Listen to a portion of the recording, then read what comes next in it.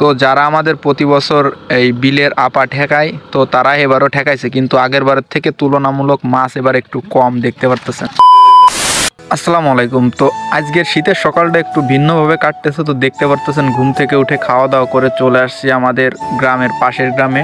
আর এই পাশের গ্রামের সাথেই হচ্ছে আমাদের একটা বিল আছে, সেই বিলটার নাম হচ্ছে বাইলসের বিল। তো মজার ব্যাপার হচ্ছে আমি যেহেতু বাড়িতেই থাকি তো আমাকে এই মাছ নিতে আসতে হয়। তো পুকুরের ধারে এসে দেখি অলরেডি পুকুরও শুকানো হয়ে গেছে আর মাছও ধরতেছে। আর আমাদের বাড়ির থেকে এই পুকুরটা হচ্ছে প্রায় 3-4 কিলো হবে। আর এইখানে গাড়ি নিয়ে আসা যায় না, যাতায়াত অবস্থা খুব খারাপ, কারণ এটা হচ্ছে বিলের ভিতর। এর জন্য আমি হাঁটতে হাঁটতে আসছি, এর জন্য আমার দেরি হয়ে গেছে।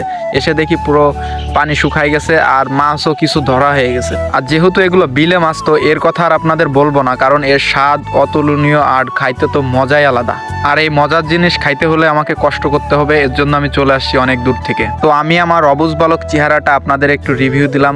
শীতকালে না চেহারা দেখালে আসলে ভালো লাগে না ক্যামেরার মধ্যে, তারপরও আপনাদেরকে একটু দেখাই দিলাম, যাই হোক আর কি। তো এখন কাজের কথায় আসা যাক। আমি যে সেটআপ মেটআপ নিয়ে আসছি এটা হচ্ছে মানে পুকুরে নামার কায়দা নেই, মানে মাছ ধরতে। তো যাই হোক, দেখে লোভ লাগতেছে, সবাই মাছ ধরতেছে, আর তো আমারও মন চাচ্ছে যে আমি একটু মাছ ধরতে নামি, কিন্তু আসলে আমি যে পরিবেশে আসছি এই পরিবেশে নামার কোনো সিস্টেম নেই। তো তার জন্য উপরে দাঁড়ায় দাঁড়ায় ভিডিও করতেছি। আর আমার যেটা কাজ দর্শককে দেখানো, এই কাজটা তো আমার করতেই হবে। আর এখন যেহেতু শীতের সময় তো বিলে অনেক বাতাস, এর জন্য আমি একটা কুড়ে পাইছি ঘেরের পাড়ে, আর কুড়ের মধ্যে এসে আশ্রয় নিয়েছি। দেখতে পারতেছেন আসলে কুড়েটা অনেক সুন্দর। আর আমার হাতে যে দেশি শৈল মাছ দেখতেছেন আসলে লোভ লাগার মতো। আসলে এই মাছ দিয়ে যে তরকারি রান্না করেন না কেন আসলে খাইতে প্রচুর টেস্ট, যাই বলেন না কেন আমার কাছে তো খুব ভালোই লাগতেছে। এখন আপনাদের কাছে কার কেমন লাগে আমি জানি না দেশি মাছগুলো। তো যারা আমাদের প্রতি বছর এই বিলের আপা ঠেকায় তো তারা এবারও ঠেকাইছে, কিন্তু আগের বারের থেকে তুলনামূলক মাছ এবার একটু কম দেখতে পারতেছেন। তো আলহামদুলিল্লাহ, দেশি মাছ কম হলেও কোনো ব্যাপার না, কারণ দেশি মাছের স্বাদ আলাদা।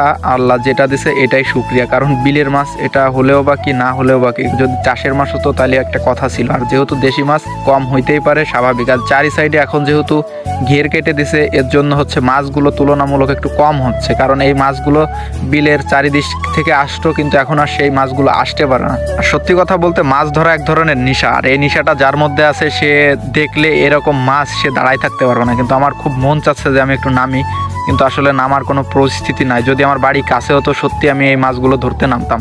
আসলে দেখেই খুব ভালো লাগতেছে যে এত সুন্দর মাছ, শোল মাছ, কই মাছ, সব দেশি মাছ এই ধরনের আর কি। তো দেখতে পাচ্ছেন আমি মাঝে মধ্যে ধরে ধরে দেখতেছি যে কোন মাছটার ওজন কতটুক, আবার লাফাই লাফাই চলে যাচ্ছে। আর আমার পাশে যে চাচি আসতেছে উনি হাসতেছে আমার কাণ্ড কারখানা দেখে। তো আপনাদের সাথে বক বক করতে করতে মাছ ধরা প্রায় শেষের পথে। তো আলহামদুলিল্লাহ অনেক মাছই হয়েছে। তো আমাদের ভাগে যে মাছগুলো পাবো তো আলহামদুলিল্লাহ বিশেষ করে 2-2.5 মাস তো একটানা খাইতে পারবো মাছগুলো।